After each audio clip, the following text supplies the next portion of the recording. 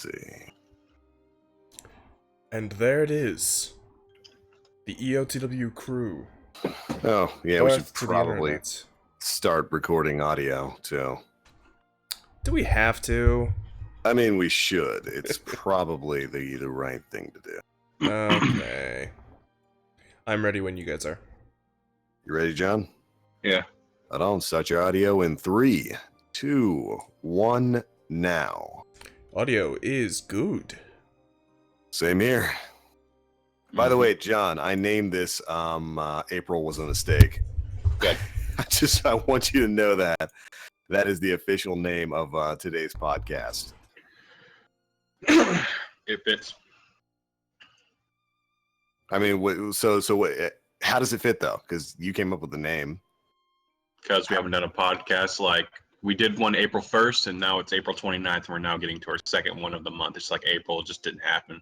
Well, that was the April Fool's joke. We did a podcast on the first week of April, and then we didn't come back until the last days of April. I think that actually fits pretty well. We also got all massively sick, right? Yeah, kind of. I mean, there's a little bit of that going on. I got really sick.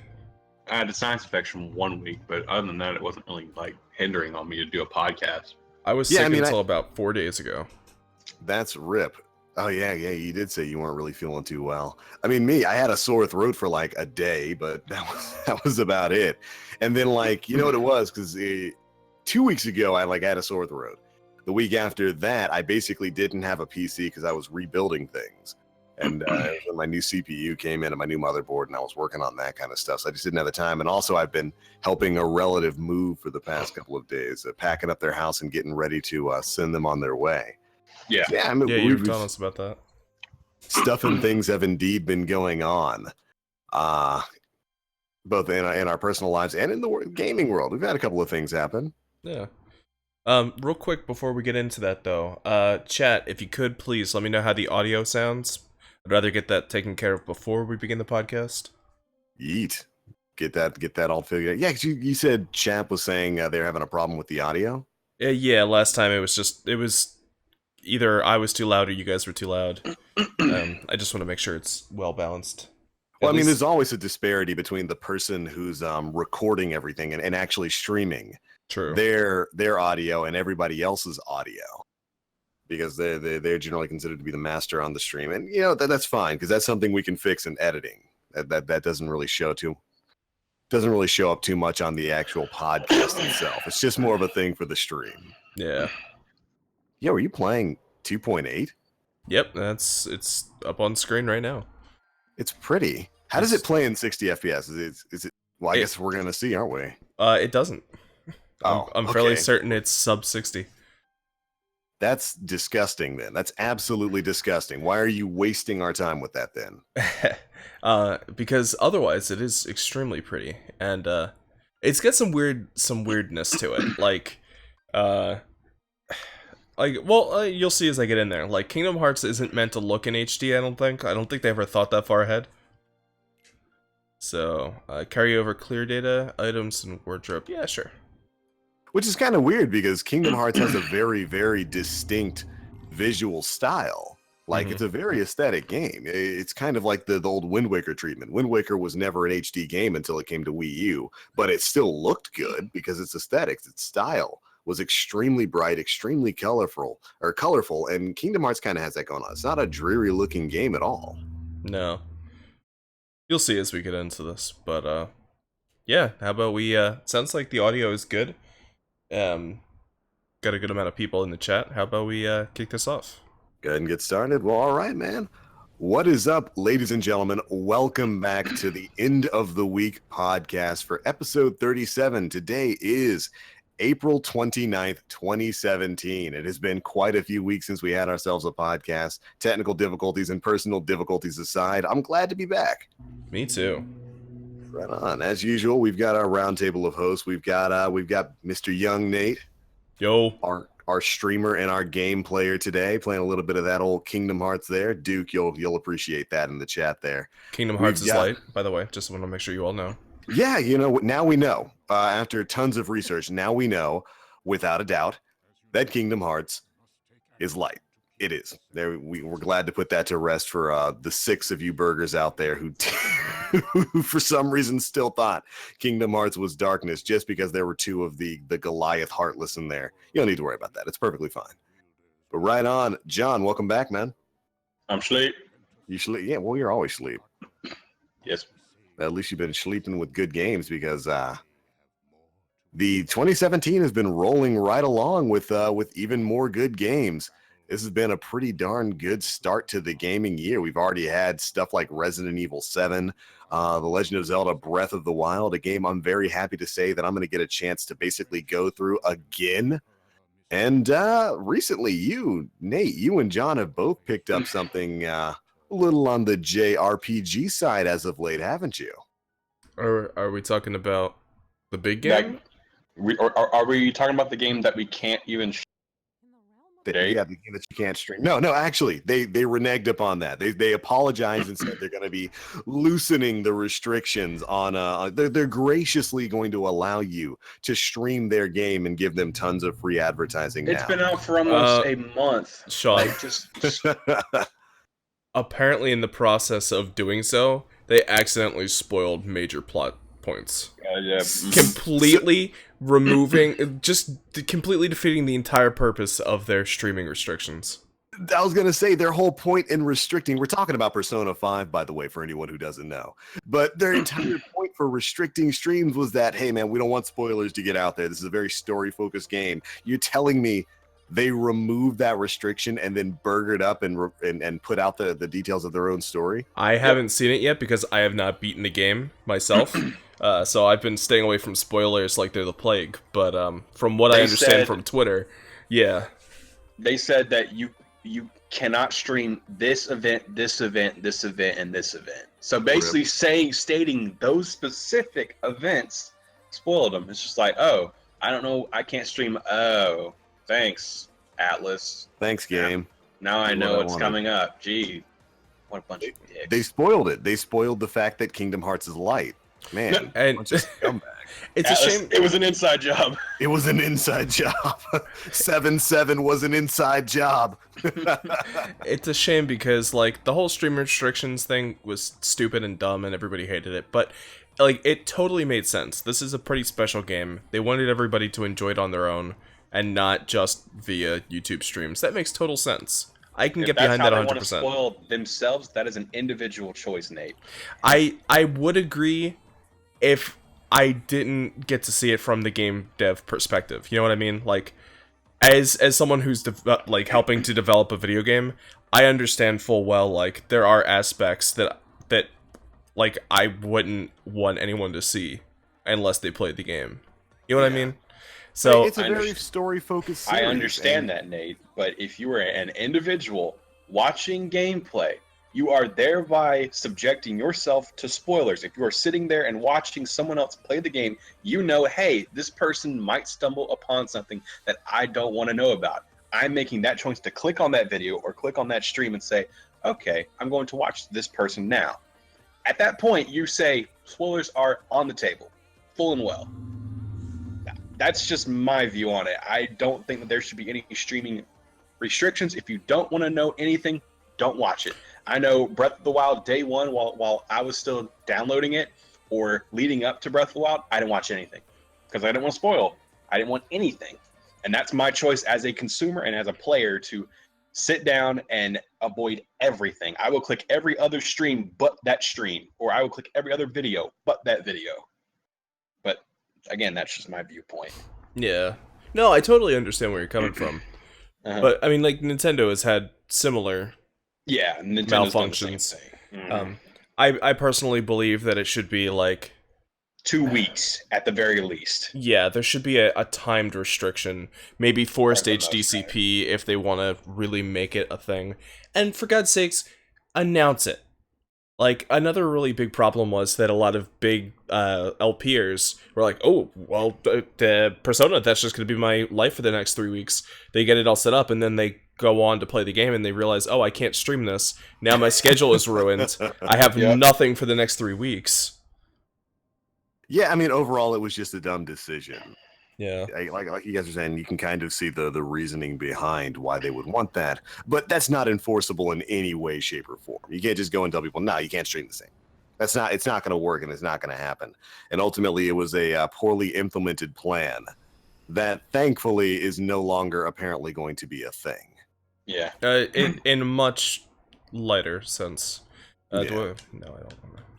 But all right, so tell me, you guys have been playing some Persona 5. Let me know how that game is, man. It's fantastic. John's gonna be really upset, so I'm gonna let him go first because he's not gonna like what I have to say. Lay it on me. Okay. I don't want to give anybody any misconception that I don't like the game at all. I feel like combat is a little stale going in and a little stale coming out. Like it basically combat boils down to I think it's a lot faster. I think it cuts all unnecessary menu surfing, because in P3 and P4 you're like sifting through menus to find the specific persona, specific skill. In this, they're all mapped to buttons, which is helpful as all get out, which speeds up combat. I'm totally not stuck agree. in grinding sessions. I totally agree, but there is also a downside in that it feels like combat is just like I might as well just have an auto play button. Because You mean just rush? as soon as you know the enemy's weakness, all you have to do is press a button and they're dead. That's how it's been in Persona for like ever. You exploit the weakness, you knock them down, you do all out attack. That is totally true, but the act of choosing is like knowing which weakness an enemy has and actively choosing it is totally different from having an enemy weakness, pressing a button, the game tells you what it is, and then you're good. You know what I mean? Like it's not a problem per se, but it's part of what adds up to why I'm not 100% gung-ho on the game. I still love it. I'm at like 85% gung-ho. I love the art style, I love the music, I love the characters, I love the writing. But combat and even maybe the dungeon design is, well, dramatically better than P4. Yeah, like Yeah. I was about to say, like you like procedurally generated dungeons, Nate? No. As much as I love P3, that is the one thing bad about that game, is that Tartarus is a maze, and sometimes I just say, I love this game, but damn, I need to take a step back and end this grinding session, because I'm getting pissed off now. But the dungeons, though, they're still extremely linear, and while the act of stealth really helps to break up the pace, like break up the monotony of just run forward, run into shadow, etc.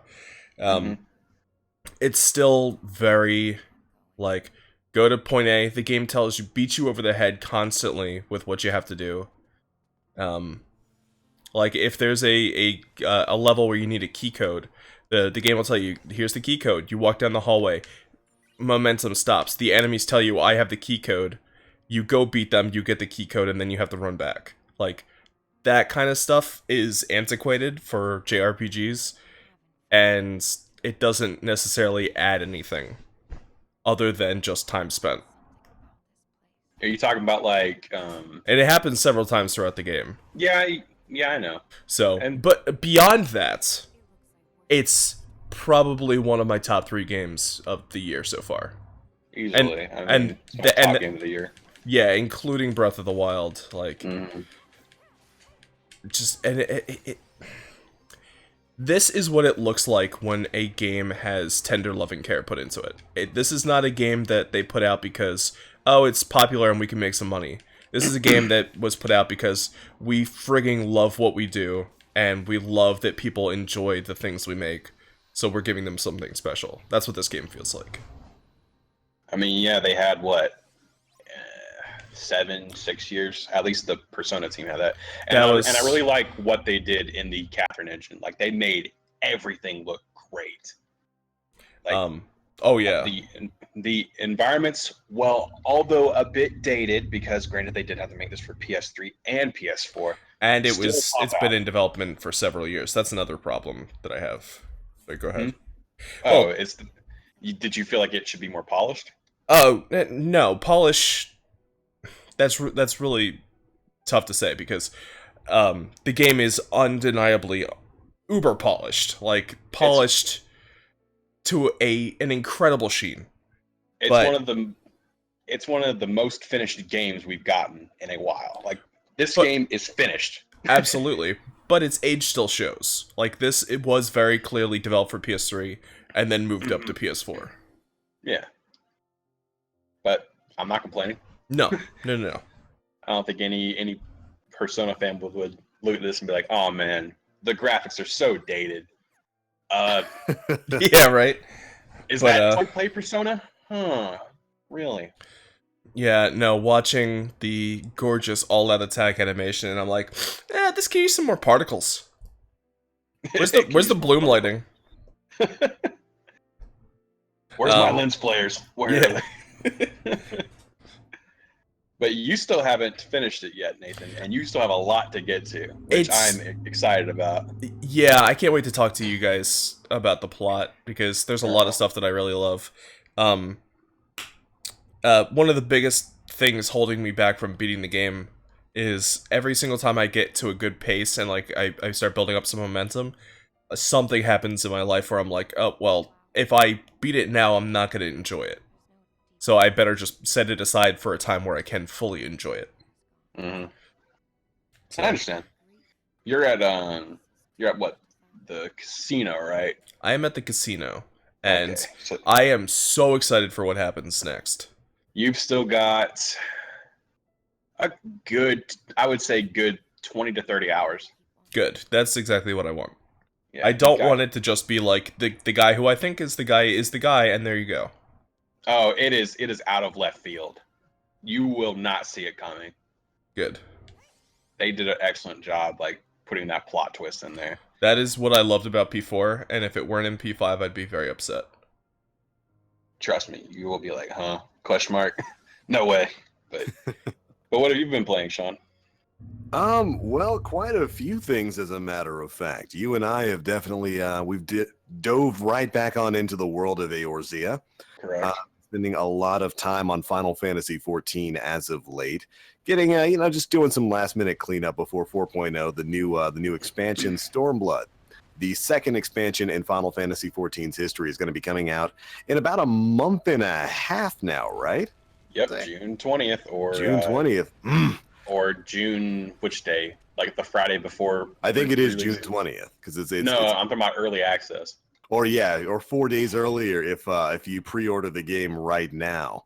And we've been going through cleaning up some story missions and starting off on our relic weapon quests because you and I have a penchant for just self-destruction, and I don't know why. We are masochistic, and we have been putting our relic quest off for a while. I think it's funny that you guys are saying you have just some cleaning up to do.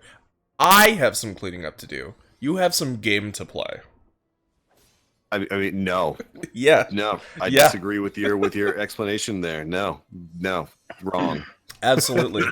How far are you in the story? You just beat Nidhogg? No, haven't even beat him yet. Haven't even beat him yet. You've got a long way to go. That's only about 2 patches. It's like 3 hours of story. It's like 4 patches. That's 2 patches after beating Nidhogg. It's 2 story patches. That's it. They added 2 like shotgun patches that have like a couple of things here or there. Shotgun patches. Yeah, AKA the Alpha No is a burger patches. Yeah. Those are the greatest patches. They're not nearly as long as whatchamacallit, the last few patches for Heavensward. Yeah. But, we'll get to them. It's just a little bit of stuff for us to clean up there, and we've been spending a lot of time in Palace of the Dead trying to get that finished up. It's also just a fantastic resource for leveling. Palace of the Dead, for individuals who don't play Final Fantasy, is basically like a procedurally generated dungeon that you can go in with any party makeup. You can go in there by yourself. You can go in there with a group of your friends. You can go in there with randoms. It's got matchmaking in basically whatever Disciple of War or Magic class you want to play on. And you just go in there. It's kind of like a survival mode. Everybody starts out at the same level. You start at a level 1, and as you clear floors of enemies, you progressively level up until you eventually reach 60. There are 200 floors total in Palace of the Dead, and it's just overall, it's a great way to get in there if you're trying out a new class. You can go in there as level 1 as like a rogue or a ninja or something, and then progressively level yourself up inside Palace independently of the main game. So you can really get a feel for what that class plays like and kind of determine whether or not you want to play it outside of Palace. And it's also a fantastic resource for EXP. If you are under like level 50, it's a fantastic place to just head in and really power level a class. We were playing a little bit yesterday, and I went from level 30 yesterday to level like 38, doing nothing but like 2 to 3 hours of Palace. It was fantastic stuff. So we've been getting caught up on that, trying to build up tombstones for the inevitable relic weapon grind that we're going to be going through, and it's just a lot of Final Fantasy, man. It always feels good. It's like the game we come back to whenever we get bored of Destiny. Yep. Which I find hilarious because, of course, we have also been playing a lot of Destiny, been getting in on our weekly featured raids and whatnot. Basically got all of the new weapons from that all wrapped up, just working on armor, which seems to be kind of stingy with the drops right now. Mm-hmm. But yeah, whenever we get bored, we head back to Eorzea, get in on some good old classic MMO action. Although I don't usually stream that. Maybe I should start doing that. I may be doing that today. Do it. You won't. With you guys, if you want stream to. more Kingdom Hearts. I'll watch that. I need a reason to buy 1.5, 2.5, and 2.8. Are you seeing this, by the way? I am, and it looks great. Like, it's such a weird dichotomy. This is going to drive the people who are listening to this podcast wild. But if you've been paying attention to us for a while, we live stream these podcasts now. We put real live gameplay in there. Thanks to Mr. Nathan here, who gets on there and has the fortitude to play and talk at the same time. I try. I do what I can. I can't do that. I can't talk about a different topic while I'm playing a game. But it's kind of funny because we're watching 2.8 right now, which picks up the story of Aqua out in the world of darkness. And it's funny because it keeps jumping back and forth between flashbacks from Birth by Sleep, which is a PSP game. Yeah. And it's like the graphic difference is crazy. I really hope they don't keep doing that in the final game because that's annoying. Yeah. It's a little.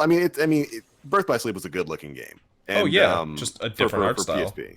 But it's a lower res art style. It looks way more polygonal than her like super high res face on the PS4 version. So it's like weird when you go from a scene with her normal looking face on PS4, which looks great, to like the polygonal old school PlayStation style of face from Birth by Sleep. But it looks good, man. It looks like it's a really good game.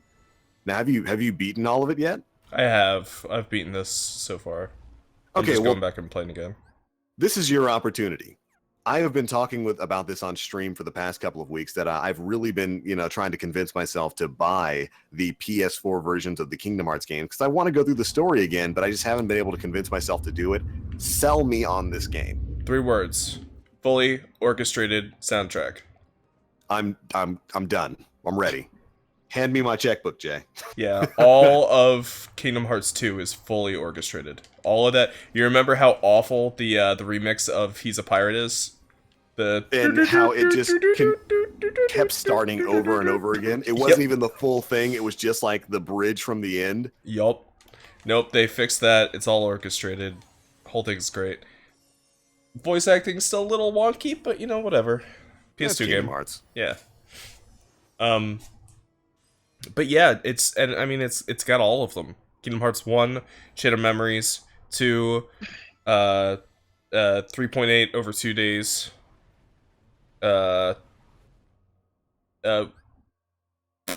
There's too many. I give up.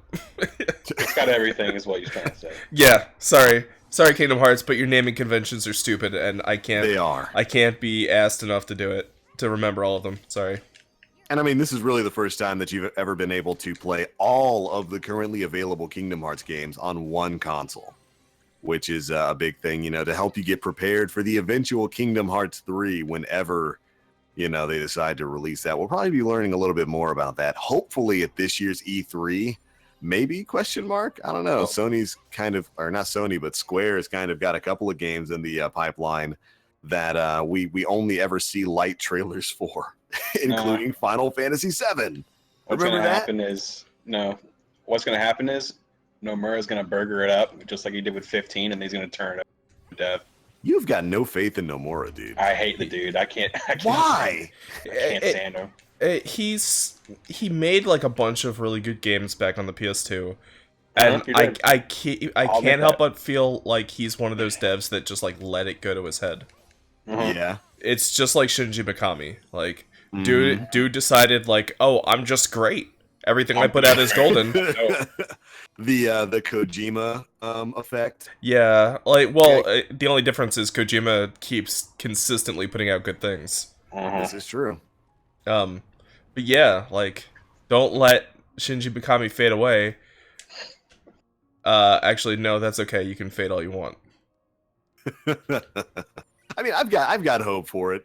You know, if nothing else, the gameplay that I'm watching here from 2.8, it looks really smooth, looks really good, and it looks really fun. And it's kind of interesting because the Kingdom Hearts battle system, the sort of active action RPG system of Kingdom Hearts, has kind of seeped into a lot of other RPGs now. Most notably Final Fantasy 15. That was Nomura who put the battle system in the game. He just couldn't finish the game. But you like the battle system, right? I think the battle system's fine. I don't knock him for that. I knock him for ruining the team morale, stretching out budget, extending the dev time to a astronomical 10 years almost. Yeah, like the development time for Final Fantasy Versus 13, which eventually became Final Fantasy 15, was extremely long, and then they had so many restarts. And then they had to go get Tabata, who had just finished Type 0, and like, yeah, we need you to finish this game because Nomura is just like trying to do his thing, and it's not working. He's like, okay, I'll try and finish it in 3 years for you, and he did. Also, and it was a decent game. I want to point out that Nomura made the combat, and then they had to remake the combat engine. Remember how it was all anybody did was complain after playing the demo, and they had to redo it? Yep. Yeah, they had to rebuild the engine. I don't believe it was Nomura that designed the new battle engine. No, that was Tabata. Yeah, so even that got screwed up. But it sucks. But the basics and the groundwork were already there, which I do give him credit for. He is very good at designing action RPG battle systems, which is why he's working on 7 Remake and not the original turn-based system. Yeah, not the original turn-based system that Kitase put in. Which I think is going to be interesting. I can understand the reason for why they changed that battle system. It's definitely going to rustle some jimmies. I think it already has with people who are purists and wanted the old school ATB live battle system. But RPGs have changed. RPGs have on a whole changed, and certain players like us, we can go back and we can play those turn-based games and be perfectly fine with it. But I'm not too upset about switching to a more fluid action RPG style system. I'm worried about how it's going to work with Materia, because that kind of fundamentally, that fundamentally breaks the way Materia used to work in Final Fantasy VII. I think it'll work just like it does in Kingdom Hearts, where it's just probably like new combo, etc. That's exactly what I think it's going to be like with Final Fantasy VII. It's basically just going to be Kingdom Hearts with FF7 names. So Kingdom Hearts with less Disney would be, I guess, the best way to imagine it. Who knows? I guess maybe we'll see in about a month or two. You know, when E3 comes rolling on around, maybe we'll finally get a chance to see what they've got going on with Final Fantasy VII's Episode 1. I hate that they're doing an episodic. Yeah, I really hope they get rid of that. I don't like it. It is setting itself up for failure, huge failure. Just be like this wasn't enough for $15-20. Yeah, and not only that, but like when you're breaking up a game like that and you're going to sell it piece by piece, that means if the first piece doesn't sell well, do they just abandon the rest? Yep. I don't like the fact that it's an episodic thing. I can understand why, because Final Fantasy VII is a massive game. But I don't like it. Needs to be a finished product. Yeah, it needs to be a finished, focused product. I still feel like the game could have been abridged and it would have been just fine. By the way, I just want to point out, this is one of the coolest things about Kingdom Hearts 2.8. People in the chat will be able to see it in just a sec, but Yeah. What's I going want on? you'll see when it happens and you see it. I want to hear what your reaction is. Well, I mean, it's a But podcast. Explain to me what's going on before it actually happens. okay, so one of the coolest things that they're adding to Kingdom Hearts 3 is Heartless can like meld together to create like Super Heartless. Oh. So like Oh. even tiny little ones, if there's enough of them, can become a huge problem for you. I'm And seeing that right now. it's really cool. This fight is a little bit easy, but it becomes the end boss later, and it's just so cool. That thing is spooky looking. The little, I can't remember the name of the smaller Heartless like that. Shadows, I believe. Just shadows. They always Yeah. spooked me because they're weird. They're tiny little things with eyeballs that just look at you, and I don't like it. Just cut that out. But anyways, beyond Final Fantasy 14 and Destiny, I've also been playing a little bit more of Fire Emblem Heroes. That their mobile game I've been getting a little bit back into, and there's Did they really finally only add Ike? yeah, there's really only one reason why, and it's because they added Ike to the game, and I'm trying to get him. There you go. He's a good unit, man. He's got distant counter. He can hit people who are far away, and like his stats are really, really good. He's a tank buster, and I want it. I'm not willing to spend money on it, but I want to get my hands on it. Gotta have the big Ragnell dig. Yeah, I got to have the big Ragnell dig because it's it's gonna give the big slaps, and I need it in my life. What is But this right combo, on. Nate? What is this? Yeah, This is right? some- Beautiful Big. spooks Yeah. and weird stuff. But all right, so other than that, anything else you guys been playing this week? Kingdom Hearts 2. Yeah, and you've been digging on Kingdom Hearts 2, haven't you? Kingdom Hearts 2 is easily just the best Kingdom Hearts that's out so far. Yes, it is. I can agree with that. Like I've been sampling all of them. It's just the best. Unquestionably. It's just balanced, it's fun, it's stylish. I can't believe it was ever on the PS2. That's crazy to me. Yeah, for how big of a game it is and how well it plays. Yeah. Just It's kind of a technical marvel.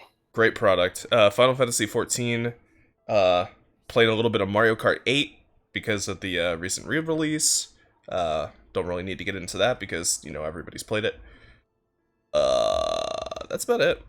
Well, actually, Oh. by the way, I did Oh. hold on. I just had to do a little bit of an announcement. Do you guys hear this? Do you hear that podcast? That is, speaking of Mario Kart 8, guess who just today, right before we recorded this podcast, as a matter of fact, one of the reasons for why we went live a little bit late today is because I got myself a new neon Nintendo Switch. That's right. It finally happened, everybody. Basically, immediately before we started recording the podcast, I decided to call up my local Target and see if they had any Switches in stock, just because I had an urge to do it. I wanted to check. I hadn't checked in like a week or two. And the electronics department picked up, said, yeah, we had a delivery of them today. And we've got a few left. Come on down and get one. So go ahead. I was gonna say, in my mind, you called up Target, and it's like you pick up the phone, it dials, doot, and then you get Ring, the ring, ring, electronics phone call. department, and it's just you hang up the phone. I'll be right there. I'll be there.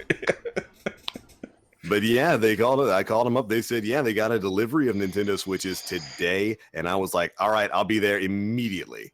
So that Target's like 5 minutes away from where I am. I just hopped off, went on down there. The electronics guy was waiting for me. And he said, yeah, they got a delivery of literally 5. Nintendo sent them 5 Nintendo Switches, which makes me unreasonably angry, but whatever. We've talked about that previously on other episodes of the podcast. Nintendo not really allocating an appropriate amount of stock of these things, but whatever. They had 2 of the 5 that they got delivered today still in stock. They had 1 gray one and 1 neon one. So I was like, let me see that neon one. Picked that up, picked up Breath of the Wild, picked up Mario Kart 8 Deluxe, and picked up a Pro Controller. Slid on out of there with my brand new Nintendo Switch still in the box. Haven't even had a chance to open it yet. I basically had to rush back here and then start the podcast off for you guys. But hey, that's my big dub of the day. So I'm going to be able to put out some Nintendo Switch stuff. Maybe have a Mario Kart live stream or a Breath of the Wild live stream or something. I think I might. I wanted to, if you remember, I started a Breath of the Wild sort of live stream Let's Play. And I said on that live stream Let's Play that I was really just testing the game out on Wii U. I really wanted to get a Switch and then do a full live stream Let's Play of that for the Nintendo Switch. So now I can do that now. You had And better. I I'm wanted psyched that. about it. I've been waiting a long time to see that. You can have it. You can have it now. But big man, I'm super psyched about it. I'm happy I finally got my Nintendo Switch, and I cannot wait to dive on into it and get a chance to enjoy Nintendo's latest console offering. And see, I didn't even get it for free. Nintendo didn't even send it to me. I had to be a pleb and go and buy it myself. Shame on you. I was going to say, what did you do with the other 4 you bought? Quiet. We don't talk about scalp. Yeah, I've also been playing something Let us know. that's What getting is a it? lot of flack. I've been playing ukulele. Mm. And I know Whoa. some people are going to say, why are you playing that mess of SJW supporting bullcrap? And I just say, it's a old school rare platformer. And at the end of the day, that's all it is. And I enjoy it still wholeheartedly. When you get down to brass tacks, it is a rare platformer. Although it had frame issues, although the worlds feel a little too big and they feel kind of closer to Banjo-Tooie than Banjo-Kazooie, I still enjoy the game, and it sells to me what it set out to do. It is a game for rare heads that want a platformer, and I personally enjoyed it. I got all the way up to the final boss. Still haven't beaten the final boss, but I will probably do that later this week after finals are over. But that's just my take on it. I think it sold exactly what it wanted to sell, and it appealed to the part of my gaming selection that I wanted it to. So, and you know what? That's I really don't understand some of the rage against ukulele. It basically advertised exactly what it wound up being. Going to be an old school Nintendo 64-esque platformer. By the way, Banjo-Kazooie, Donkey Kong 64, and games like that. By the way, Sean, there is an upcoming update to the game that is going to add a 64-bit option. That's ridiculous. They are going to recreate everything and make it 64-bit. That's kind of ridiculous, and I really want to see it happen. But aside from the whole JonTron thing with him being removed, I really don't see much of a reason to dislike this game. It's definitely not for everyone. It does have a lot of the old conventions of a classic N64 platform. The camera is one of them. Exactly, which means it comes with all of the problems of those old N64 platformers. No matter how fondly your memories, you have memories of games like Banjo-Kazooie, Banjo-Tooie, and Donkey Kong 64, the cameras were the worst thing in the world in those games. They were absolutely terrible. Even in games like Super Mario 64, the camera was really, really bad, and it was kind of it was just a part of 3D platformers of those days and that day and age. And those camera angles certainly persist in ukulele. And they probably could have done something about that. Made the camera a little bit more free form, rather than having it follow you around to essentially always point to basically where you're supposed to go. But I mean, tell us about the platforming, man. What exactly did you love about this game? The platforming was spot on. Every input that I did, I knew I'm going to land here, or it's going to be my fault, and I'm going to fall off this giant pillar and have to start all the way over again. Ugh. It is a platformer. At the end of the day, the upgrades are really great too. You've got fire breath. You can have different types of little eggs that you can spit out, which in this game, the lizard, which is Yuka, Yuka is the lizard.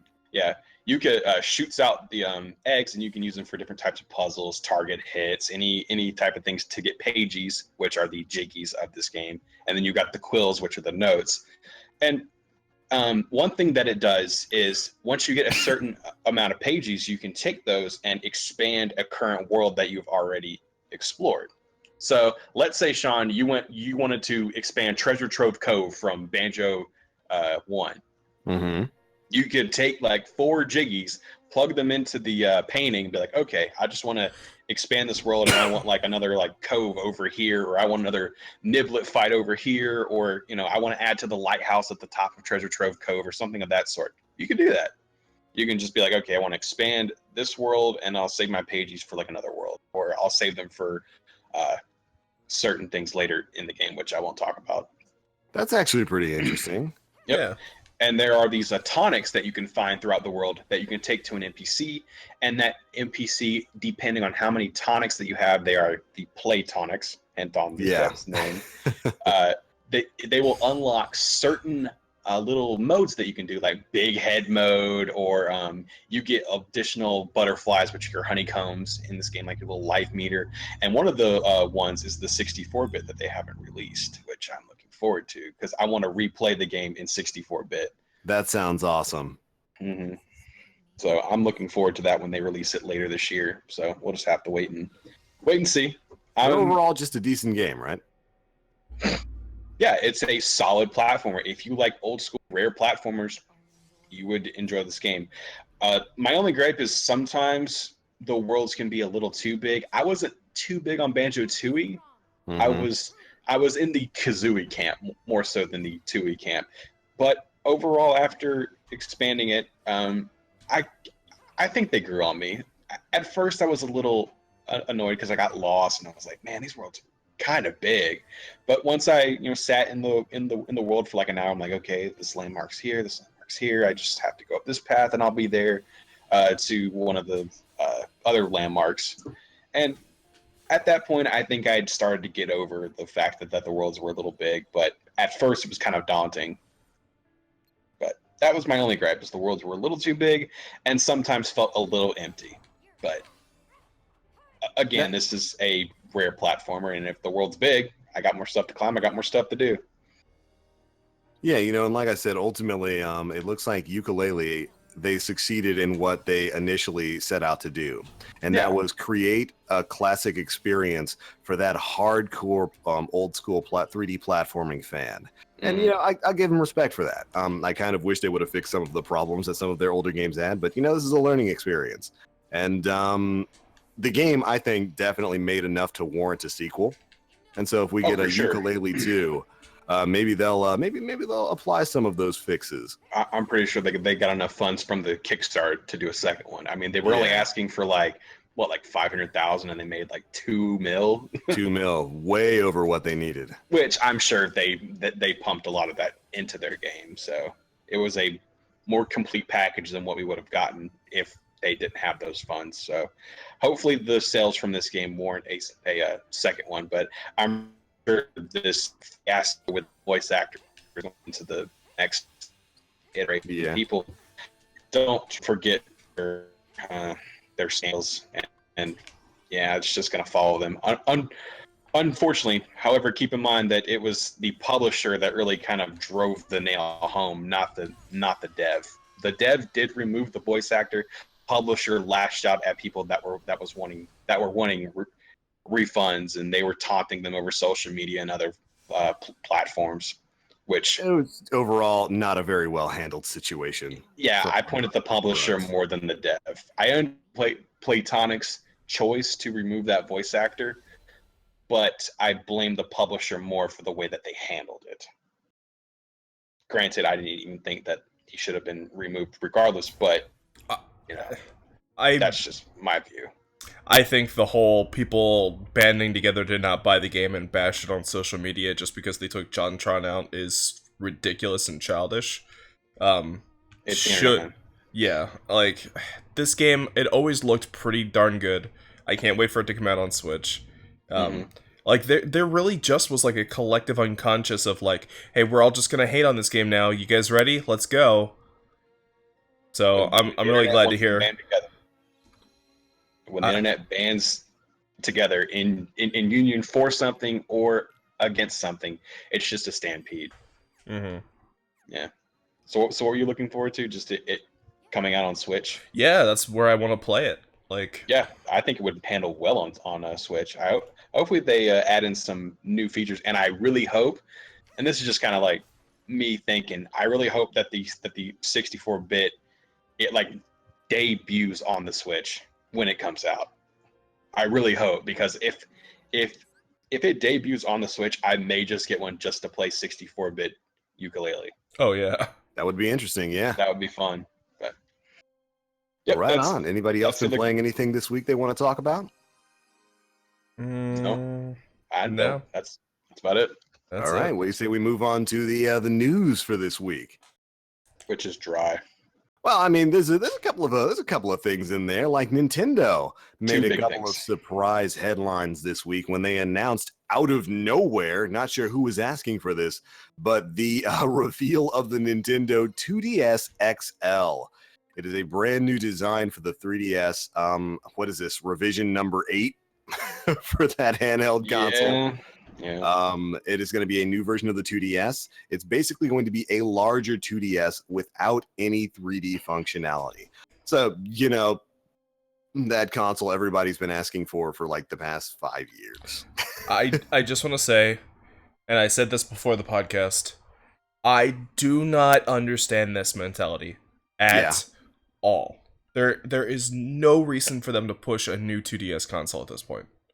Yeah, I mean, we know it's on its way out. We know that this console's at the end of its lifespan, and for them to push out another revision for it, just it's it's a bigger 2DS. So it's an XL 2DS. It's got no 3D functionality. It can play all the same games, just doesn't have the 3D functionality, which is cool and all. And I think it's going for what, $149.99. Yep. Only $50 less than having a fully functional new 3DS. How much is the new? So is that the price of the new 3DS? The new 3DS XL. New 3DS XL is $199.99. What do you then? Why would you get exactly? Why would you just limit yourself to never being able to have 3D? Is $50 really worth the 3D? There is that really worth it? That's what they're saying, and like. Anybody who wanted a 3DS at this point, or a new 3DS, would have just sucked it up and bought a new 3DS, or a new 3DS XL, and just turned the 3D off. I can't imagine there's an audience waiting in the wings, praying that they can get a new 3D or a new 2DS XL. There was never even like any speculation that that would ever happen.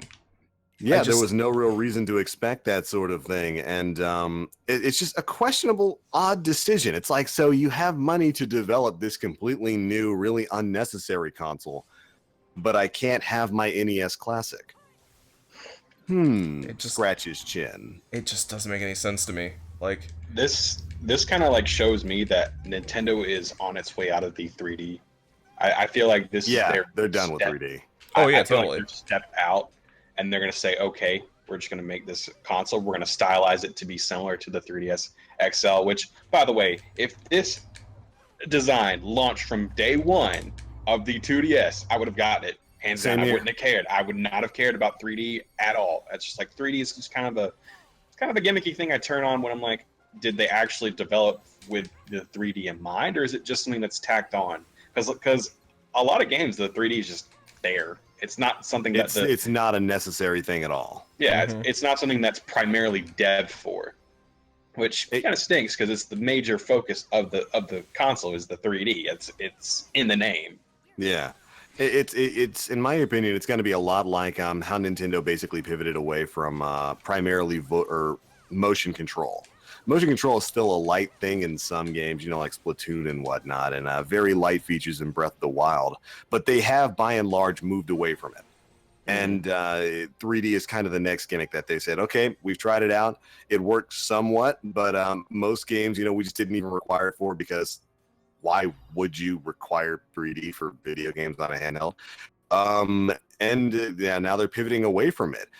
I'd imagine that their next big handheld offering is probably not going to have any sort of 3D option to it. But it still doesn't really explain why the 2DS XL is a thing. I can't really put a finger on why exactly they would make this, especially if it's only going to be $50 cheaper than the 3DS XL. A new 3DS XL. Especially when the Switch is just so... It's selling like hotcakes. Like, Yeah. It's not... I imagine that this was a contingency for, God forbid, that the Switch does not sell, right? Like, maybe that might be it. That would make total sense. But then why put it out now? The only thing I can imagine is that this is for collectors. Yeah. I mean, I would say who would buy this, but I'm the guy who owns 6 3DSs. I have 6 of them. And I'm not buying a new 2DS XL because, hold on, let me reach over and grab it. People can't see this, but listen to this. That's my new 3DS XL playing Monster Hunter Double Cross, and it's like it's only $50 cheaper, and like it's half the price of a Switch. I just don't see who in the market for this handheld console would be picking it up. I guess people that aren't willing to spend the extra $50 for 3D. That's possible, yeah. That's the only. I guess that's the only market that would. I mean, I'm glad this is an option. You know, it's a cheaper version of a 3DS, so you can get yourself a 2DS without having to get the 3D. I'm glad it's an option there. More options is always great for consumers, but it's like, but why though? Why did you make this in the first place? I guess if you wanted to pick up like an extra game or something. Yeah, I actually think what Nate said, it probably has at least some grounding in reality. In that maybe this was a contingency thing to well, no, I'm saying you might be right. I'm thinking it has some grounding in reality, as this might have been a contingency for if the Switch didn't sell very well, because you got to remember there was no guarantee that the Switch was going to be the runaway success that it's proving to be. And after the colossal failure of the Wii U, if I were a shareholder at Nintendo, I would have been hoping that we had a backup plan. Absolutely. Oh, by the way, so the base one is blue and black, and that one's $150, but the orange and white one is $200. What do you mean? What? So it's just the same price? It's the same price as the 3DS XL. Because it's special. Because it's a different color? Yeah. Does it at least come with like a like a bigger memory card or something? Like a bigger SD card with it? Sean, I don't think you heard him. It comes with more orange. Yeah, you're right. More orange, man. Yeah, you're right. Gotta believe it, man. It comes with that more orange jumpsuit. But why? But why though? Why was? I don't know. Okay, so I don't understand why they would sell a version of this for $200. It's weird. That's just weird. This is the fight, by the way. I'm just gonna. I hope you guys in chat enjoy, because this is a spectacle and a half. You got it. Let's see it. Let me check it out. But anyways, in other Nintendo news, they also didn't really officially announce, but it kind of came out from a Nintendo investor meeting, that they will once again be having no E3 stage presence for this year's E3 press conference, which basically is not that much of a surprise. It basically means that they're going to be doing exactly what they've done in the last few years. And rather than have a big E3 stage press conference, they're just going to have a Nintendo Direct, and very likely a Treehouse series of live streams at Nintendo's Treehouse, where they just basically show off gameplay, which, you know, not really surprising. And to be perfectly honest, I really prefer this from Nintendo. I do as well now. Like I was going to say, I don't know about you guys, but I very much prefer them hosting their own event where they can basically control the message. It's very concentrated content where they get exactly what they want you to see, like trailer and whatnot, out for you on a Nintendo Direct stream. And then you get like 10 hours of raw gameplay for the games that they showed off at the Nintendo Direct. And I think that's a way better system. It's a way better system. I think it's a lot better system for them. I feel like they fit a lot better in their own environment. And I think that E3, what year was it? 2010 with Skyward Sword, I think that scared them off. Yeah, you're right. Where the controller disconnected, and it was like they're trying to show off their new baby with motion controls. That might have also been the exact moment in which Miyamoto said, okay, this is enough. No more motion controls for Nintendo. Because, yeah, that was kind of embarrassing. You know, we can understand when stuff like that happens. But them just having the controller outright not work was not very good. And that's certainly, I think, a thing when it comes to Nintendo hosting their own show, because they can control the message. A Nintendo Direct is a pre-recorded event that they completely control. They don't have to worry about anything random, like technology not working on stage for your press conference, like... who had that happen to them last year? Was it? It's like Bethesda or somebody, right? I think Bethesda had it happen to them last year. Naughty Dog. Naughty Dog was the year before last year, where their controller just wasn't synced up and they couldn't start the Uncharted demo. Although that wound up being a benefit for them, because they could then play it off and say, see, this isn't pre-recorded gameplay, this is live. which I thought was actually kind of interesting. But yeah, they can control that message. They can put out basically trailers for the games that they really want you to pay attention to, and then for gameplay, you get like 10 hours of that in a Treehouse live stream 3 days straight, which, in my opinion, is a far superior way to present your product. And I'm actually kind of surprised that Sony and Microsoft haven't followed suit yet. Because it's too big of a business venture. It's not, though. E3's not a big business venture, though. It is. Executives show up. It's a lot of executives show up, Sean. You know who shows up to E3 as someone who's been around E3? Journalists.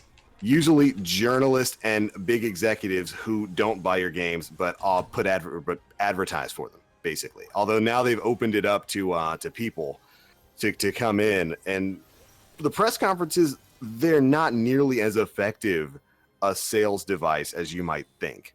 The real sales device is the gameplay out on the main floor. People getting out there and getting to see that stuff, which is why I think Nintendo Nintendo hosting their own event is it does better. Do you miss Nintendo's old press conferences?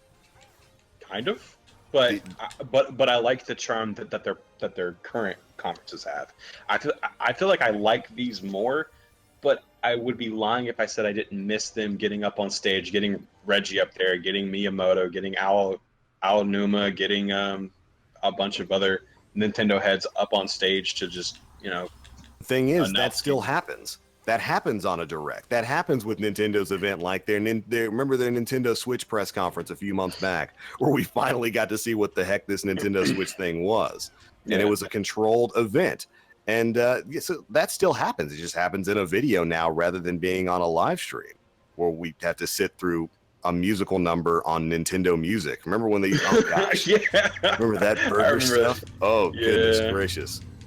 But yeah, I mean, personally, I don't really miss that. I think Nintendo Direct is from an advertising standpoint, is a far better way to present the message of your console and your games than a press conference in which you spend 40 minutes, you spend like 60% of it talking about how your console can do media things, like Microsoft does every freaking year, and I hate it. I hate it. I mean, that's Microsoft, and Microsoft Burger. I think we all know that by now. Sony does it too. Can I just say something real quick? A certain Microsoft friend of ours, who's very Microsoft heavy, is jumping ship. No. Wow. I think we all know who this is. Maybe question mark. I'm trying to figure it out right now. But yeah. Oh, so he's a Sony fanboy now? I wouldn't say fanboy, but it'll happen. He's nonplussed with Microsoft, as are we. He's like a fair weather football fan. He'll jump to whoever's in the Super Bowl. But yeah, so Nintendo, they're not gonna have a big E3 presence. Their games will probably be on display there as they were last year, although they'll probably have more than just Zelda. I think that was it, yeah. Last year, all they had was Zelda at E3. Granted, you could get hours upon hours upon hours of content out of that. Actually, that's not true. They also had, much to our chagrin, Pokemon Sun and Moon. Oh, well, you remember? Moon was good. Sun and Moon was good, but with the promise of Breath of the Wild all day, and then they're like, we need to open with Pokemon. We were all kind of like, ugh. I bet that was a Pokemon company decision. They were like, yeah, no, we need to advertise our new game. And good for them. Good for them, good for them. They needed that big fat stack of money. But the one thing I'm looking forward to from Nintendo E3, in addition to seeing what other stuff they have for the Switch, I want to see Mario Odyssey gameplay. Yep. That is the big like thing. if we don't see... are you on the islands? Are you on the what are they called? The Paradise Islands? Yes, our Destiny Islands. The Destiny Islands. Yay! Yeah. Sorry for everybody who's listening to this. We're still watching Kingdom Hearts gameplay. I'm gonna skip these cutscenes because big spoilers. Rip. But go for it. I was just gonna say, I hope you guys enjoyed that fight, because that is like the coolest thing I've ever seen in my life. That was pretty neat. But yeah, so that's Nintendo's news. Basically going to be there's not really actual news there outside of the 2DS XL, except, the whole E3 thing is normal for them now. All right, moving on. We had a little bit of a potential leak. The Mega Man collection The like 20th one. Yeah, like the 20th Mega Man collection. But hey, dude, this one's gonna have Mega Man 10. Hey guys, just so you know, God. you never have to build another Mega Man game from scratch again because we can just keep re-releasing them. We can. That's how things work nowadays. And I mean, it's cool. It's cool. We're getting another Mega Man collection. It almost feels like this is just to laugh in spite of Mighty Number Burger. My number burger, yeah. The mightiest number. I don't know why they're putting out collections. They're not hurting for money anymore. Like back in like 2011 when they had Resident Evil 7 flopped, Mega Man Legends 3 got canceled, and there was one other thing bad that happened to Capcom, and people were jumping ship on Capcom. It was something. I forget what it was. But there was a huge thing where Capcom is dead, and then Monster Hunter came in, rescued Capcom from the depths of Hades, and then they started putting out Marvel, and now they have Marvel Infinite, and then they had Street Fighter, and now they're just getting back on the ball, and Capcom's finally starting to recover, and then now they want to put another Mega Man collection out there, which is like, you've got enough money, Capcom. I mean, you bounced back really well in recent years. So what's going on? Like, you just want to do this despite Mighty Number 9, or are you just doing this because you want to put Mega Man 10 on home consoles that isn't the Wii? I'm gonna take the optimistic option and just say that they're testing the waters for Mega Man, for desire for a return to Mega Man, because we are seeing a return of a lot of classic characters. We got the Crash Bandicoot collection coming out, the Insane trilogy coming soon. We of course had Bomberman come back, and guys, I can't believe I'm saying it, but I'm actually rather impressed with Konami. They put out Bomberman. They put out a patch earlier in the week to knock it up to 60 FPS. What do you mean?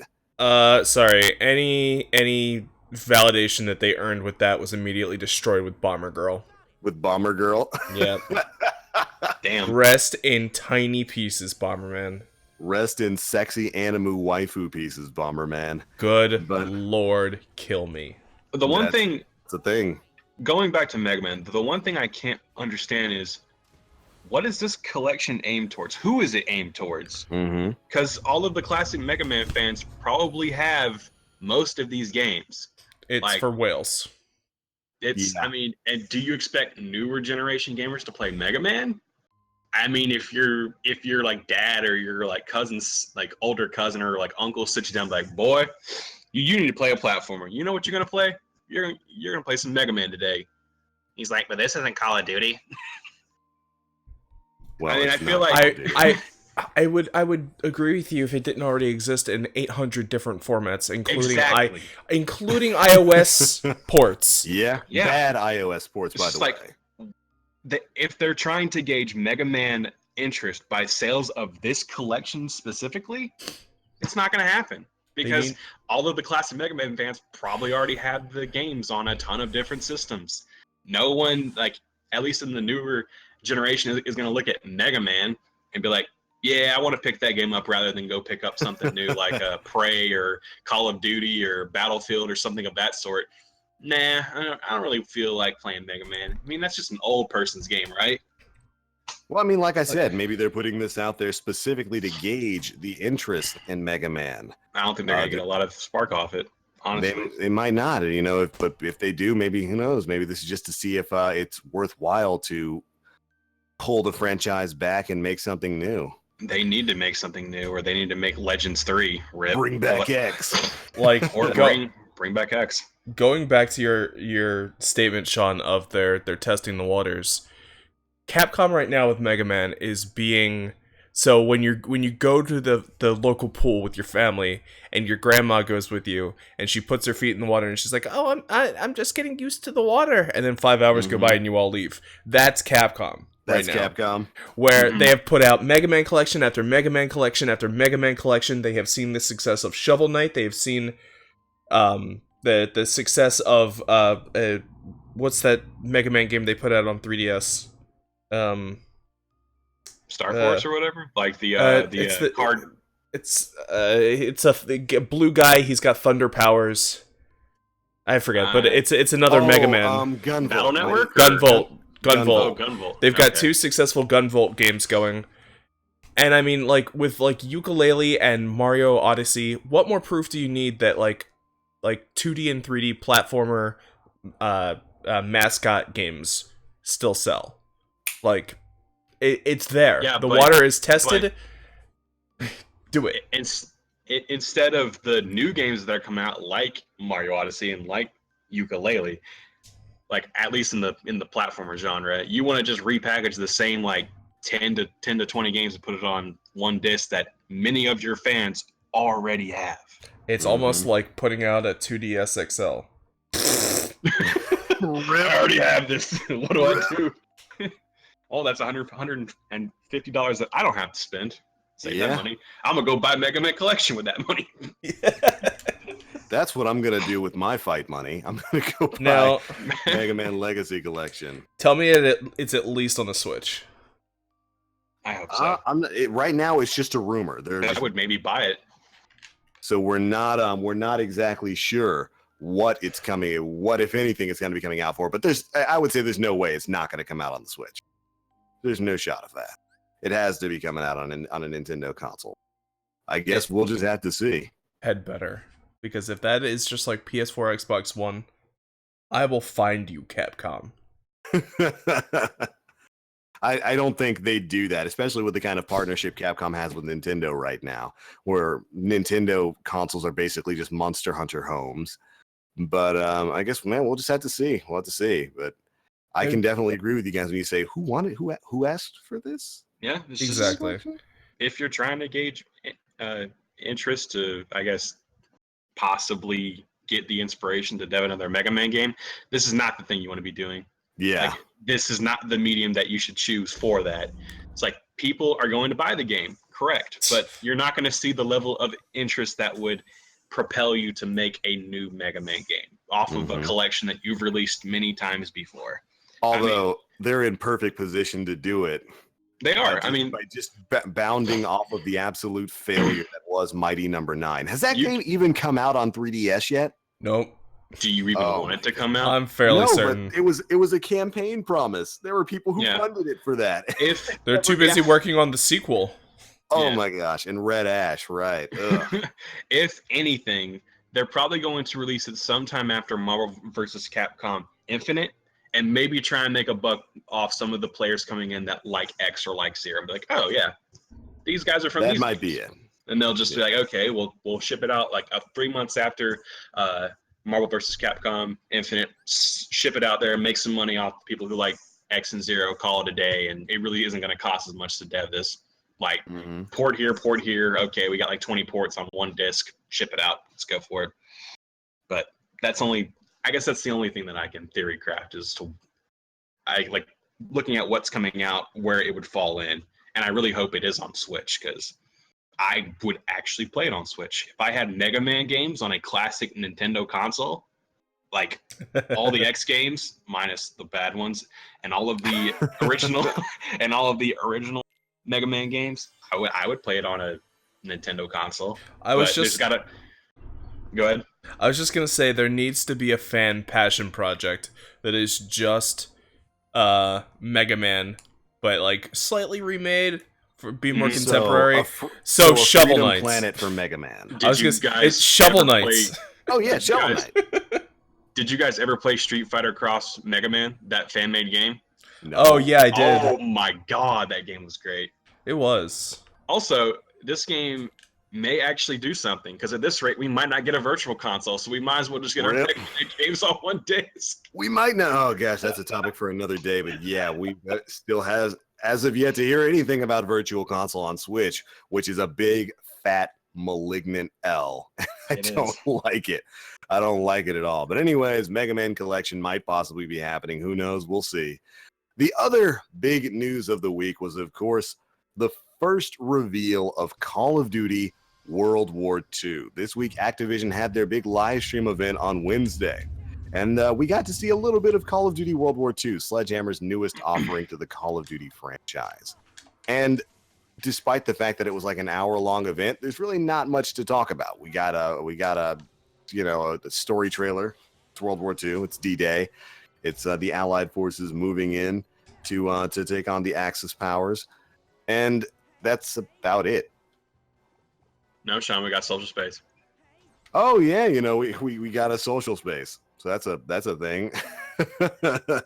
Yeah, they showed one bit of multiplayer, and it wasn't even a match. It was just that we get we get a conjoined social space for players. So think the tower in Destiny, where all the players come to meet up to go to shops and like form parties and do stuff like that. We're getting one of those in Call of Duty, which is interesting. I'd much prefer, they showed off some new game modes or whatnot. I'm hoping we get some vehicle gameplay in this new Call of Duty since it is based on World War II. Bring back War from World at War. The game mode War. Bring it back. That game mode was amazing. I loved War. War was so much fun. Oh my god. Made me happy to look at. It would be rather huge. Also, The World Ends With You is fantastic, Nathan. Yes, one of the many, or one of the, I should say one of the few reasons to actually play this game is this. World Ends With You with voice acting. It's great. It's great. What a great game that they brought back. But yeah, so Call of Duty, I'm psyched for it. We'll be learning more about that probably in the coming months. I'd imagine sometime next month we'll probably be getting our first look, and then E3 is going to roll around, and of course we'll get our first big chance to peep it out there. But they confirmed a couple of other things. Of course, the beta is coming later this year. People who pre-order will get early access to that, just like with Destiny and whatnot. And there's really not too much else to say. It's Call of Duty. It's taking place in World War II. It's going to be boots on the ground unless they manage to shove those Nazi jetpacks into the supply drops. But we'll just have to see. Is there anything you're excited about when it comes to that, John? I'm just excited for boots on the ground. Hopefully, if it's boots on the ground, no bullshit. I will actually play this game. So you don't want any Nazis flying above your head? No, I don't need Nazis on jetpacks firing wonder wafts at me. Thank you. Firing wonder wafts? Now, keep me away from that, please. What are the chances that this is yet another simulation game where you're playing as someone from the future, retelling stories from World War II? That would piss people off so bad, but it would be glorious. No, I really don't want that. If I can never see that again, thanks. It would be, oh my god, that people would be so mad. They would be so mad about that. It's like you finish the story and then it's like, simulation ended. You're in outer space in a tube. You were an assassin the whole time. You were an assassin you were a weak, scrawny assassin in the future the whole time, living the lives of your ancestors. No, that's not going to happen. They know better than to do a trope like. I mean, they did it in Treyarch games for all 3 Black Ops games, so basically Mason was like Flashback City and Black Ops 3 was Flashback City. I don't remember Black Ops 2 campaign really, but I think they did it in that game. Okay. Black Ops 2's campaign. Gotcha. But okay. Yeah, World War II. I'm psyched to see where it's gonna go. Give me my PPSH. Give me my Tommy gun. Take those, and we'll have a good time with it. Right on. Other than that, the only other big news was that Destiny their reveal event for Destiny 2 is going to be taking place on May 18th. They basically revealed that it's not just going to be a big Bungie live stream. It's actually going to be a huge event that they're inviting content creators in the Destiny community out to, and those content creators are basically going to be getting full access to Destiny 2 on PS4 and on PC. They're going to be able to play the PC version and at the very least capture footage from the PS4 version. Only B-roll footage is going to be provided for the PC version. But that's way more expansive than I initially thought this event was going to be. So you'll send us a postcard from there, right? Yeah, of course. I got you, fam. I'll I'll let you know the specs for the PC version. But yeah, I initially thought the May 18th event was literally just going to be Bungie, one of their little ride-along live streams where they show off maybe a new social space and maybe a little bit of actual gameplay, and then that'd be it. But no, it's going to be way more expansive than that. They're letting people just come in and straight up play the game, record their footage, and then put that out there, which makes me really, really psyched because it's way more than I thought we would be getting. We get a lot more viewpoints than just the live stream. Yeah. That's the biggest thing, is that we get a lot more viewpoints from content creators and we can see a lot more of the game. Well, maybe not a lot more of the game, but we get to see maybe different classes. Maybe they have 3 playable classes there, and maybe on the live stream they're just playing one, and we don't really get to see the other 2. But your favorite content creator, someone else, be like, yeah, I'm gonna play that class, and I'll just upload footage of it later. Or certain guns, the way pulses work, scouts work, certain weapons. You have to think about no one's gonna use the same setup unless it's just the same character and same setup. And if that's the case, I'll be kind of bummed and sad about it. But also, Sean, do you know why it's in Cali and not in at Bungie headquarters in Seattle, or is it just Activision? I always forget about the piggy bank. I always forget about them sometimes. Yeah, Activision. But I'm psyched, man. I'm psyched to see what's going to happen with that event. And yeah, you're absolutely right. Getting to see things from more than one perspective is going to be huge. This is going to be very good, and I can't wait to hear some of the information coming out about the PC version of Destiny 2. Because of course, you know, our thing is, if it's going to be on PC, if it's going to be taking the full advantage of the power of PC, then I'm hoping that means this game is 60 FPS at the very least. Although they're going to have to monitor PC heavily. Yeet. Yeah, I mean, but whatever. Also, Hackermans, I'll take it. I'm going to put mods in the game day 1. I'm gonna mod in my year 1 Thorn. I need it. Someone will probably do that by the end of that game's life cycle. If they ever open it up for any type of mods, people will add in year 1 guns from Destiny 1. I guarantee it. They will do it down to a science. They will be like, okay, this gun had this much kick and this much kick. Like Last Word had this much kick when you ADS and this much kick. They'll even put in the damn 111s. I guarantee it. Yes. Give me my 111 Last Words. Cross map hip fires. I'm psyched about it. But yeah, man, it looks like it's going to be good. It's going to be a really fun event. It's going to be a lot of information coming out from it, and a lot of information that we're going to have to cover for it. And I'm psyched about that. I am definitely psyched about it. But all right, that's pretty much it for the news we had to cover this week, boys. I think that's about it for this week's podcast. Yeah. Correct. All we've got left is the May video game releases, which, John, if you want to go through, go right ahead, man. Yep. On May 7th, so launching in about a week, we have Prey, the newest title from Bethesda. I don't know a whole lot about this game. I personally don't know anything. But if you're a big Bethesda fan, they leaked a picture purposely, or maybe they just put it out there, of a kind of a cartoony amusement park of all of their video game franchises. And there were 2 sections of the park that were under construction, which may be a little teaser leading up to E3 that, hey, we have 2 new IPs that we're going to show off soon. They may be at E3, which, if you know Bethesda, they do their own conferences. So we could see that in like a separate conference away from Sony, Microsoft, and all of them, which I'm hoping for. Maybe Morrowind remastered. I don't know, but that'd be cool. But they're already doing it in the Tamriel, right? They're already doing the online Morrowind. Yeah, they're bringing the realm of Morrowind to Elder Scrolls Online, which is a fantastic game now. You guys should play it. Yeah, which I think that's coming in June. Morrowind Online. I think it might be. I think they might be directly trying to compete with Final Fantasy. It's not going to work. That's not a good idea. It's not a good idea, fam. Final Fantasy 14 is legitimately the 2nd best MMO in the world right now. It's right behind World of Warcraft. I wouldn't say right behind, but it's behind. It's right behind. Their player numbers haven't completely closed the distance, but they have covered a lot of that ground, and it is by far one of the best MMOs in the world now. Yeah. Easily. All right. On May 16th, we have Injustice 2, the follow-up from NetherRealm Studios. Your favorite beat-em-up DC game is coming back.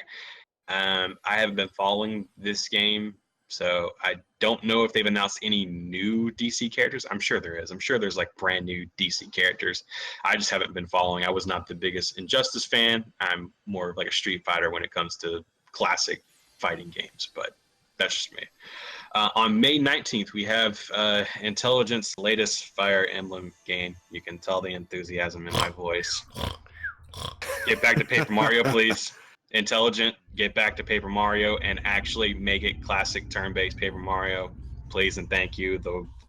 The Switch would explode. I guarantee it. Trust me. I think there's a rumor of a new Paper Mario game coming out, isn't there? No. I don't even, unless it's turn-based. I just don't care. Dude, you might as well just stop wanting it because it will never happen. Yeah, it's on the point of desperation, acceptance, and now it's kind of borderline on just I don't care anymore. Just so you know, you know what? Good.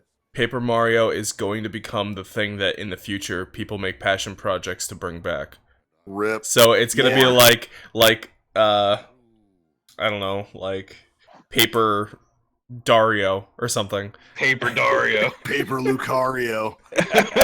Yeah, okay, my bad. It's a Mario and Luigi route. Okay, Alpha Superstar Saga Ooh. DX.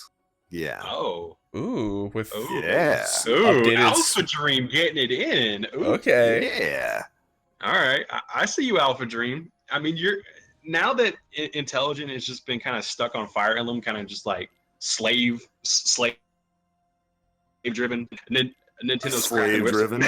Make us more waifus. We gotta Make sell more.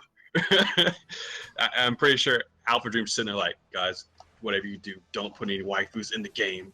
We gotta keep away from them, please. I can't help it. All I make is waifus. Alpha Dream, please keep it up because you're like the one source of Mario RPGs now, and you do great work. Thank you for making all of the Mario and Luigi games. You are a blessing. Thank you. Coming up on May 23rd, we have one of Nate's favorite franchises, Disgaea 5 Complete Edition for the Switch coming out. If there's any one game I can recommend for Switch for everybody, it's that game. Like, it's really eccentric, so, like, it's gonna throw you off at first, but just play it, enjoy it, I guarantee you'll have a good time. Mm-hmm. And rounding out May, I guess as the blockbuster titles, we have another fighting game. We have Guilty Gear XRD Rev 2. So 10 days after Injustice 2, Arc System Works says, okay, NetherRealm, I mean, your new game's probably going to be good, but we are the best anime fighter right now, and we're going to prove it. Which Guilty Gear has, like, blown up in recent years, at least in my opinion. I feel like it's jumped ahead of a bunch of other fighting games. It's jumped King of Fighters. I think it's jumped Tekken, personally. Like, Tekken's kind of been recessive, at least in the past 5 years. Yes, there's still a really big scene for it, but I feel like Guilty Gear has jumped it in popularity, and me personally, I enjoy watching it more than Tekken. Tekken's still hype, not gonna lie. Like, Akuma in Tekken 7 is dope, and I think that's also coming out in June. Tekken 7 is, so we have a lot sometime soon. It's either June or July, and I think it's early in the month, so either early June or early July, which I'm looking forward to because Akuma hype, big hype. But other than that, the rest of the month kind of looks dry. So we got 2 fighting games and two RPGs, one's turn-based, and we got Prey from Bethesda. That's about it. Plenty of stuff to see and do, man. Dry month, but June comes back with the MMO vengeance. Comes back with the RPGs, comes back with everything. June's a very saturated month for gaming. So, and it's also got E3, which is going to provide even more entertainment for the gamers out there. Mm-hmm. Looking forward to that as well. But right on. I think that's a pretty good stopping place for this week. All right. Thank you so much, ladies and gentlemen, for tuning in to episode 37 of the EoTW podcast. Well, before we get on out of here, we're going to go ahead and let you guys know where you can find us across the internet and what we've got going on, if anything. Nate, we'll start with you, man. What you got going on, man? You can find me on the internet as HuntArtists right now. That's everywhere, except for... No, actually on Twitter I am at HuntArtist. So, oh no, I'm at Nate_Donahue, but you can find me as HuntArtist. We're trying to get this man to sign up for the Twitch affiliate program because he streams to Twitch more often than I do. Yeah. So that being said, come on by and don't watch anything that I make, and there we go. That's how you get famous and popular and cool. That's it. Also, what? Say mean things about someone more popular than yourself so you can piggyback off of them and get some of that drama money. Oh yeah, I forgot. Start beef. I forgot, guys. Start beef. Do it. At TheBlackLink, I totally don't agree with the fact that you're cool, because you're not. Come at me, bro. Damn, savage. we starting YouTube beef. I'm gonna have to Got drop my beef. fresh mixtape and bury you. Alright, to be fair, I would never stand a chance, so I'm just gonna stop things here. Oh, I would. Let's go. Gorilla So Mans. So what's your next EP, John? My next EP is Sean is head ass. Done. Yeah. Bruh. I got him. Taking And the direct podcast shots. on an angry note. I did. Sure, you'll have a chance to explain yourself on basically all of my live streams, because whenever I stream, you're generally there. Typically, yeah. This man is there. But, of course, and I am TheBlackLink. You can find me everywhere on the internet, Twitch, Twitter, YouTube, all at TheBlackLink. What do we have coming up this week? I've got the Nintendo Switch now. Probably going to be doing an unboxing video for that, basically as soon as we stop the podcast here. Do it. And after I set this thing up and get all the updates downloaded for it, we might hold either a Zelda or a Mario Kart live stream. We're looking at seeing which one of those we can do. And some Final Fantasy. And some Final Fantasy, because I want to get back Yes. into Palace and grind up my Marauder. Nate, Yes. why do warriors get big damage attacks and all of them heal them? Because Square has no mind. Privilege. They Warrior. have no mind. Warrior privilege. Warrior Yeah, privilege. it's that natural warrior privilege, man. By the way, Sean, I never got to plug my stuff. I thought your EP No. was your stuff. No. Well, then where are you at? Drop it then. Drop your fresh mixtape. Drop You it like a can- dream right now. You can follow me at Soft Nougat Creamy Caramel and Roasted Peanuts on Twitter. Sound Maybe good. you wanna- Maybe want to maybe eat you wanna myself. Why you gotta be doing this? Delicious stuff. But other than that, we've got our Destiny streams Tuesday, Wednesday, and Thursday of next week. We'll be talking a lot about what's going to be happening with Destiny as we move into Destiny 2. Maybe have a little bit of a lore stream where we go through some Grimoire cards. I see a lot of people asking for that. But just lots and lots of games and stuff. Stay tuned to the channel. We've got a lot of stuff coming out. The support you guys have been pushing out has been absolutely incredible. Keep it up. Thanks so much for that. I cannot even begin to express how crazy it's been these past couple of weeks, especially with the live streams. But we're going to keep it up, and we hope you guys enjoy what we do here. But all right, that's pretty much going to be it. Thanks once again for tuning into episode 37 of the End of the Week podcast, where every day is the end of the week. We'll catch you guys in the next one. See ya. Tron! Tron! I kind of Alright. don't want you to stop streaming because Uh-oh. interesting. We may have a small problem. What's that? Audacity crashed. Can't stop, Oh, won't stop. Can't stop, won't stop. When did it crash? At 11 minutes. Oh, Okay. Well, I just have to pull the audio from the stream then. I'll get that for you somehow. Sorry, man. That's cool. Yeah, I don't mind streaming some Final Fantasy if you guys are down. Well, I mean, I got to go do my Nintendo Switch thing and then probably eat. Oh, okay. right. I was wanna be back talking here. about watching your Kingdom Hearts stream makes me happy. Also, you can stop your recording, John. Oh, are we not going to use it? I might be able to jury rig it together. That's going to be a lot of editing, taking Nate's audio from the stream. It is. That's going to be not large. That is going to be time consuming. Heads Drive up. yourself crazy. Heads up, iTunes folks. Podcast is only on YouTube now. Also, just not gonna be doing this whole YouTube thing anymore. Pay me money. Bye. Damn. You can find me on my Damn, Patreon at. Damn, Ukiki. Yeah, let me drop that Young Fresh Patreon link. I do have a Patreon. Hold on. Is there a link to that? You need need to plug that more. Nah. Yeah, I don't you do. enough. I don't do enough that's worth Patreon plugging. I mean, Nah. you Hi. got some people that only upload once a week that are doing Patreons and getting thousands. You need to make one of those like crappy college student, intro videos for your Patreon. It's like, hi, I'm Sean TheBlackLink. Hi. And since I was a kid, I've always believed in a simple goal, and that is to create new content for you. That is That's to a get rainbow money green from thing. you. Yeah. Here at TheBlackLink, we believe in one thing, and that's playing Destiny. You may be No. familiar with the concept, but let me explain. No, we believe in one thing. Money. Big fat stacks of money. All I want is money. I do this for the money. So you come near to my Patreon and you give me money so that I can live my dream of having fat stacks of money. That's what my Patreon would be all about. That's what it would be. And it would But just again, be It would be like a 5-second like video. Hi, Money. I'm going to bullshit you. I need money. Thank you. I'm not gonna lie, I'm poor as fuck. Give me money, thanks, bye. Give me money. Do it. Reach into your pocket. Grab your wallet. Give Hi, me money. YouTube was a mistake. Give me Hayao Miyazaki was right, but he should have mentioned YouTube. YouTube was a mistake. Hi, I'd just like to clear up the rumor that YouTube makes money. It doesn't. So, It doesn't. I've created myself a Patreon, but that's okay. Because of sheeple like you, I can afford to make the fat stacks.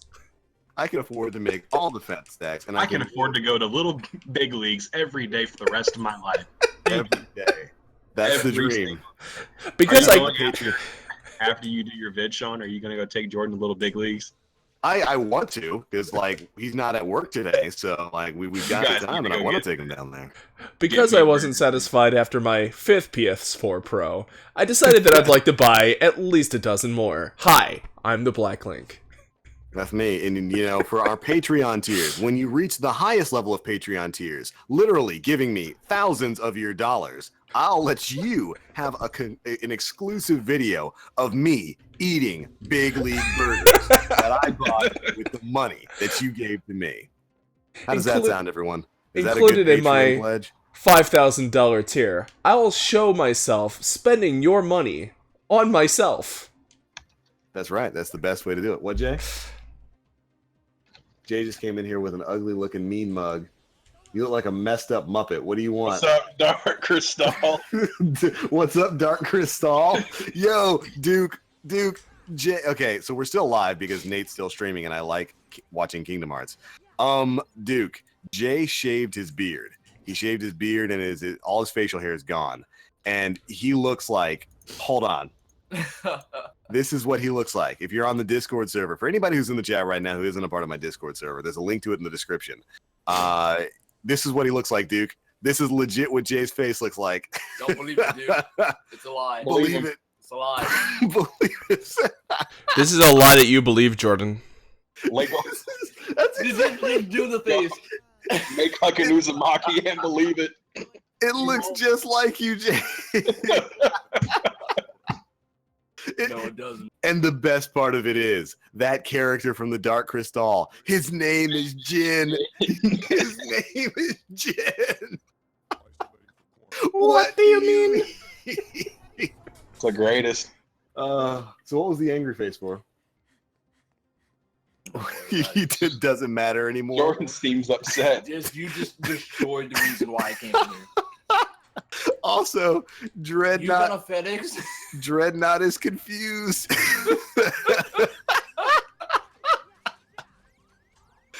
Oh, God. That's Jay's face. That's what he looks like So right who said now. that? Did you say that or did John? I said that. I said that's what you look like. Oh, okay. I thought John. Oh my goodness. Yes, this is good.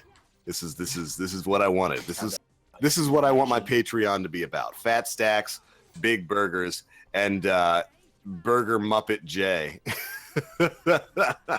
Speaking of burgers, you want to go get some Big League? Shut up, bro. Is that a yes? No, Is that a big double yes? I don't want to go anywhere with you. I'm gonna kidnap you and take you there anyway. Help! There's I nothing- need an adult. Oh, Nope. I am an adult. I am an adult. So am I. We should charge up the Nintendo Switch and take it on the road to Big League. Dude, it feels so good to do that. Do it. Do it. You can't. I can make you. No, you can't. It's gonna happen. It won't happen.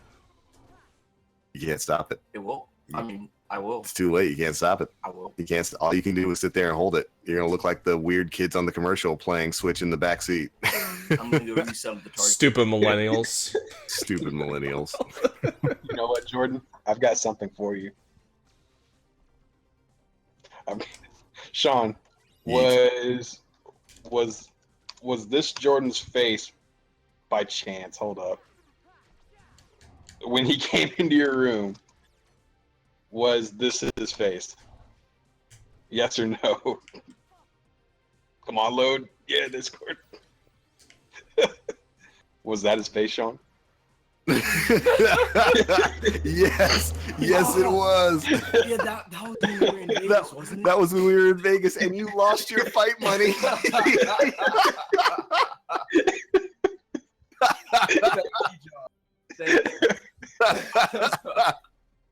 Yeah. Jordan was not amused. Jay lost his fight money in Vegas. He was unhappy. Oh man. By the way, John, for the Discord server, is there any way to turn off notification? Oh, never mind, I found it. Yeah, it's under your server settings. Or There we no, go. it's under your notification settings. I just changed the server settings because apparently Fallout's streaming right now, and because he's a part of our Discord, the notification It's pinging him. was pinging him. So I just turned it off. So it shouldn't be bothering him anymore. You can do it separately. You like go into your notifications and you do it for you for your own user. Yeah. I went into the Legion server itself and turned off Oh notifications. yeah. Notifications are big. I don't know if you guys are still watching the stream. We're still watching the stream, but I don't know why people are still watching it. Podcast is over. With Burger look. Oh my goodness! What do you mean? Now it's just a joke. Yeah. He's every character. Ladies and gentlemen who are confused, that's Gen X 100. Nate. That's an angry face. Nathan, render that picture for me if you can.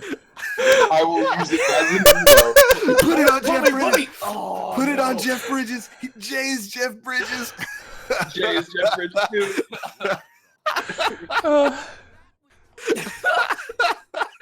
It's like my me all over again. Oh, it's your angry me. Jay is every character in Kingdom Hearts. What do you mean? Can I get a J every character? Jay is every character confirmed. Which, by the way, oh my goodness, this reminds me of that Burger Tron movie. Oh no, It's You pretty. loved it. It's pretty dumb. it was not the best, not the bestest. Oh, all right, we can stop streaming now. All right, guys. Put me over his face. Sorry, it's like a 20-second delay. But yeah, thank you guys so much for watching. I might stream some Final Fantasy later. I don't know. Do it. Goodbye. Thank you for watching. Thanks for watching, everyone. Thank you.